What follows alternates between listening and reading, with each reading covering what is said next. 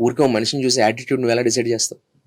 సందీప్ రెడ్డి వంగ గారు కనుక యానిమల్ మనకి ఎంత గొప్ప సినిమాలు, ఆయన ఏంటవి అర్జున్ రెడ్డి, కబీర్ సింగ్ లైన్ తీసిన సినిమాలు, నేను చాలా పెద్ద బిగ్ ఫ్యాన్ ఆయనకి. అది వేరే సబ్జెక్ట్ మాట్లాడుకుంటే నాకు చాలా ఇష్టమైన డైరెక్టర్ ఆయన. స్పెషల్లీ ఆయన పర్సనల్ క్యారెక్టర్ నాకు చాలా ఇష్టం. ఎందుకంటే ఆయన అసిస్టెంట్ డైరెక్టర్గా అసోసియేట్గా ఉన్నప్పుడు కూడా నన్ను లవ్ చేశారు ఆయన. అంటే మీలో ఎవరు కోటీశ్వరుడికి ఎవరు ఫ్యాన్స్ తెలుసా? చిరంజీవి గారు, ఇంకోటి ఫస్ట్ సందీప్ రెడ్డి వంగ గారు. నాకు ఆయన ఇంత పొడుగు వాయిస్ మెసేజ్ పెట్టారు. The great legendary director. అప్పటికి ఆయన అర్జున్ రెడ్డి కూడా అవ్వలేదు. అర్జున్ రెడ్డి చేద్దాం అనుకుంటున్న టైమో లేదా సగంలో ఉన్న టైమో నాకు తెలియదు, గుర్తులేదు. బట్ ఆయన పెట్టారు. ఆయన క్రాంతి మాధవ్ గారి దగ్గర, అదే ఓనమాల్ అని క్రాంతి మాధవ్ గారి డైరెక్టర్ గారి దగ్గర అసిస్టెంట్ గానీ ఫ్రెండ్స్ వాళ్ళు అసోసియేట్ గా ఏదో పని చేస్తున్నారు. నాకు క్రాఫ్ట్ గుర్తులేదు కానీ సచ్ ఎ గ్రేట్ పర్సనాలిటీ. ఆయన గ్రేట్ హ్యూమన్ బీయింగ్. ఆయన ఇప్పటికీ అప్పుడు ఎలా మాట్లాడు, హై బడీ హౌ యూ అని చెప్పి అంత ప్రేమగా మాట్లాడతారు నాతో. ఆయన అర్జున్ రెడ్డి అయ్యాక అలా నాకు తెలిసి ఎవరు అలా ఉండరు. నేను చాలా మంది చూశాను ప్రేమగా ఉండి సడన్ గా మారిపోతారు. నాకేదో వాళ్ళు జంతువులా కనబడతారు నాకు కొంతమంది. ఇదేంటి సక్సెస్ రాగానే అలా ఎలా మారిపోతారు? మనుషులే మారారు కదా ప్రేమగా. ఇప్పుడు ఏంటి, నేను వెంటనే అవకాశం అడిగేస్తాను నేను, అందుకని ఒకసారిలే అనుకుంటాను. ఒక్క సందీప్ రెడ్డి వంగ గారు మాత్రం అర్జున్ రెడ్డి అయ్యాక కూడా అంతే ప్రేమ. ఇప్పటికీ వాట్సాప్ లో ఆయన అలాగే పలకరిస్తారు నన్ను. కబీర్ సింగ్ అయ్యి బాలీవుడ్ లో ఉన్నప్పుడు ఆయన షూటింగ్స్ గ్యాప్ లో కూడా అప్పుడప్పుడు ఎప్పుడైనా మెసేజ్ పెడితే ఆయన రియాక్ట్ అవ్వడం, నేను ఏదైనా అచీవ్ చేస్తే జస్ట్ హాయ్ కంగ్రాట్స్ అని చెప్పడం బర్త్డే టైంలోనూ. ఇప్పుడు నిన్నగాక మొన్న యానిమల్ తర్వాత కూడా నేను విష్ చేస్తే ఆయన ఇమీడియట్ రియాక్ట్ అవ్వడం. అంటే నేనేమంటున్నానంటే, ఇప్పుడు ఆయన్ని ఒకప్పుడు నువ్వు అర్జున్ రెడ్డి రిలీజ్ రోజు నుంచి మొత్తం ఆ సినిమాని మనం కామెంట్ చేసాం, విజయ్ దేవరకొండ గారిని కామెంట్ చేసాం, డైరెక్టర్ని ఆ కిస్సులు ఏంటి, ఆ పోస్టర్స్ ఏంటి అనేసాం. బట్ ఆయన మాట్లాడడం మొదలు పెట్టిన తర్వాత ఓ ఈయనంత జెన్యూనా, ఈయన ఇంత గొప్ప సినిమాలు అవరా అంటే ఫస్ట్ ఆఫ్ ఆల్ ఈయనకి సినిమా తప్ప ఇంకేం తెలియదు. అతను సినిమా తీస్తున్నారు. ఆ సినిమాలో మీరు అర్జున్ రెడ్డిలో ఉన్న కాంచన గారు మాట్లాడింది మనం అంటే పెయిన్ సఫర్ అనేది టూ పర్సనల్ అని చెప్తుంది ఆవిడ. అండ్ పెయిన్ అనేది మనం మొయ్యలేం. ఎంత ఓదార్చినా వాడి పెయిన్ నేను తీసుకోలేను కదా అంటది ఆవిడ, కాంచన గారు అర్జున్ రెడ్డి సినిమాలో. నేను అది చూసా. ఆ బామ్మకి, ఆ పెద్దవాడి క్యారెక్టర్ చూశాను. అతను ఆ అమ్మాయిని ప్రేమించిన విధానంలో నా పిల్లరాని తండ్రి కంటే ఎక్కువగా ఆ అమ్మాయి కేరింగ్ విజయ్ దేవరకొండ, అది చూసాను నేను. అంతేగాని అక్కడ జరిగిన రొమాన్స్ లేకపోతే అవి కూడా it's a part of love sir, it's a package. పురిజాన గారు అన్నట్టు ప్రేమ, రొమాన్స్, ఇష్టం, సెక్స్, గొడవ, గోపు మీద కొట్టడం, ఇవన్నీ it's a part of life. అమ్మాయి కూడా కొట్టచ్చు. అదేదో ఇప్పుడిప్పుడు కొడితేనే ప్రేమ, కోప్పడితేనే ప్రేమ అంటే ఎస్ ఇట్స్ ట్రూ. అంటే కోపడుతూనే ఉండాలని కాదుగా, అంటే ఇది బయటికి చెప్పాం ఎందుకంటే మీరు అడుగుతున్నారు కాబట్టి.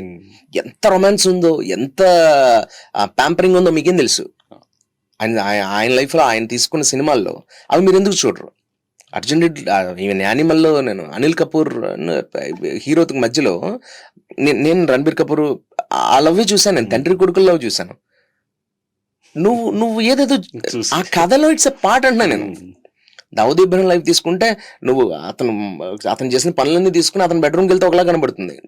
చూపించే కోణం, చూసే కోణాన్ని బట్టి ఉంటుంది అంతే. అది అసలు నిజంగా ఎవరైతే బయటకు వచ్చి సంఘానికి ఇది వ్యతిరేకం, ఇది ఇలా తీయకూడదు, ఇలా చేయకూడదు అని చెప్తారో వాళ్ళే అతి దుర్మార్గులు. వాళ్ళ లైఫ్ లోనే ఎక్కువ బ్యాడ్ ఇన్సిడెంట్స్ ఉంటాయి. కాబట్టి నేను ఏం చెప్తున్నానంటే, ఈ బెటర్ ఎక్స్పీరియన్స్లు, ఈ తాలూకా నెగిటివ్ ఇంపాక్ట్స్ జస్ట్ వదిలేయాలి అంతే.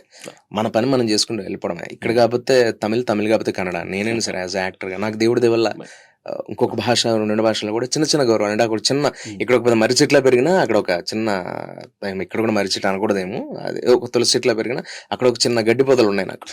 అవి కూడా ఏదో రోజు ఒక తులసి మొక్కలు అవ్వచ్చు. నీళ్ళు పోసే నాదుడు దొరకాలి అంతే. కాబట్టి నేను ఈ రోజున ఇలా ఉన్నామంటే మంచి సినిమాలు, మంచి డైరెక్టర్స్, ఇప్పుడు వచ్చే యంగ్స్టర్స్ సార్, ఇప్పుడు వచ్చే కొత్త మా బ్యాచ్, ఇప్పుడు మా ఏజ్ గ్రూప్ వాళ్ళు వచ్చారు. ఇప్పుడు మేము పనిచేసిన వాళ్ళంతా 40s 30s పైన ఉన్న వాళ్ళే.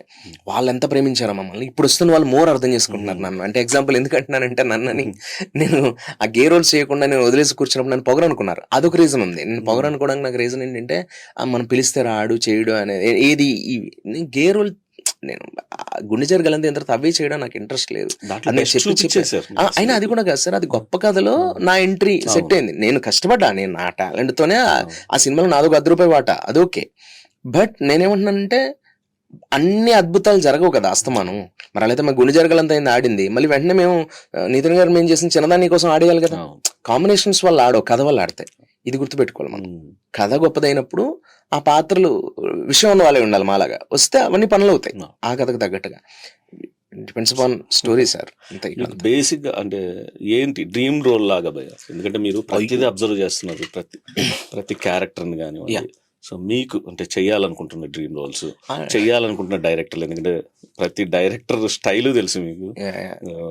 సుకుమార్ గారి సినిమా ప్రేమిగా ఉన్నాను అంతే. నేను బేసికల్ గా సినిమా యాక్టర్ గా తమని కలగనని వచ్చాను, అదంతా ఓకే. బట్ నేను సినిమా అంటే నాకు చాలా ఇష్టం. నాకు డ్రీమ్ రోల్ అనేది నేను మీకు ఆల్రెడీ చెప్పేశాను, దళపతి అని. దళపతి అనేది నాకు రజనీకాంత్ గారు, అది రజనీకాంత్ గారు కాదు, సూర్య అనే క్యారెక్టర్ నాకు ఇష్టం అంతే. నిజానికి మిగిలిన సినిమాల్లో మీరు అరుణాచలం తీసుకొని, నేనే చెప్తున్నా, బాబా, అరుణాచల్, నరసింహని తీసుకుంటే రజనీకాంత్ గారు, సూపర్ స్టార్ రజనీకాంత్ గారు ఆ పాత్రలు చేశారు. బట్ అసలు దళపతి రజనీకాంత్ గారికి సంబంధం లేదు. అది మణిరత్నం గారు రాసిన సూర్య క్యారెక్టర్ అది అంతే. ఆ క్యారెక్టర్ అలాంటి క్యారెక్టర్ అదేని కాదు నా ఉద్దేశం. ఒకప్పుడు హీరో నాని గారు ఏదైనా మాట్లాడినా కూడా మనం అలాగే అనుకున్నాం కొత్తల్లో, భీమిలి కబడ్డీ చెట్టుకు ముందు. బట్ ఈ రోజున ఆయన రూల్ చేస్తున్నారు. ఎందుకు? అది కాన్ఫిడెన్స్. అది అనిపించడం కాదు, అనుకోవడం. నేను అలా నా దృష్టిలో నాకే life time Thalapathi it's my dream role. Surya character, Surya Rajinikanth garu చేసిన సూర్య క్యారెక్టర్. అండ్ అందులో ఆ సినిమా సంతోష్ శివన్ గారి ఫోటోగ్రఫీ, నాకు ఎవ్రీ షాట్, మీరు ఏది స్క్రీన్ షాట్ తీయండి, ఇట్స్ ఎ పెయింటింగ్ అనమాట. రవ్వర్మ ఎంఎఫ్ హుస్సేన్ పెయింటింగ్ లా ఉంటుంది అనమాట. అసలు ఇన్స్టాలో ఒక 10 రీళ్ళు ఇట్లా పైకంటే ఒకటి ఇప్పుడు మొదలు సార్. అసలు దళపతి అంటే అఫ్కోర్స్ నేను ఏదో పూర్వ మనిషిని కాదులే కానీ, బట్ నేను కూడా 90s కిడ్డే.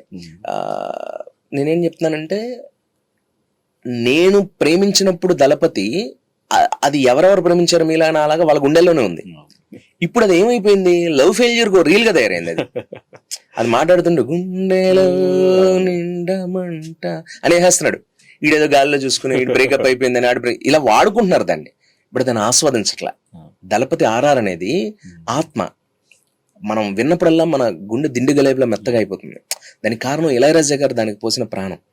అది సిచ్యువేషనల్ గా వచ్చిన సంగీతం. అది నేను అందుకే అంటాను, నేను సంగీతానికి ఏడుస్తానేమో కానీ సమస్యలకు ఏడవనని. కాబట్టి పాట వింటున్నప్పుడు మనకు కన్నీరు వచ్చిందంటే అది అర్థం. బట్ ఏడవడానికి నువ్వు సంగీతం వింటున్నావంటే అది దరిద్రం. సో ఇప్పుడు ఇన్ని రోల్స్ చేసినప్పుడు నీకు బాగా హ్యాపీ అనిపించిన రోల్ ఏది? చిరంజీవి గారు ముందు చేసిన మీలే కోటేశ్వరుడు సినిమాలు ఏది తృప్తి వల్ల నాకు ఇంతవరకు నన్ను సరిగ్గా ఆడుకున్నది ఏది లేదు. అనిపించట్లేదు అసలు. నేను సినిమా ఇండస్ట్రీకి వచ్చి నేను పనిచేసిన సినిమాలు ఇవి కూడా ఉంది, కొంతలో కొంత ఏదైనా ఉందంటే నేను ఎప్పటికీ రుణపడే వ్యక్తి నేను వన్ అండ్ ఓన్లీ పవన్ సాధన గారు, మా డైరెక్టర్. సేనాపతి ఒక కిక్, దయ డబల్ కిక్, ఆ రెండు కొంచెం తృప్తినిచ్చాయి. ఆ రెండే నాకు తృప్తినిచ్చాయి. ఉన్నాయండి మరి ఏదో దాన్ని అంటే నేను ఇది అని చెప్పుకునే, నేను ఇలా చేయగలను అనేది లోపల ఒకటి ఉంటది కదా, అది వాళ్ళకి అవసరమే ఉంది. నేనే ప్రయత్నించాలి, అది నా ప్రయత్న లోపం అయితే లేదు. బట్ ఇంకా నేను ఎంతో ప్రయత్నించాలేమో, ఇంకా నాకు ఇంకా ఏజ్ రావాలేమో, టైం కూడా రావాలో.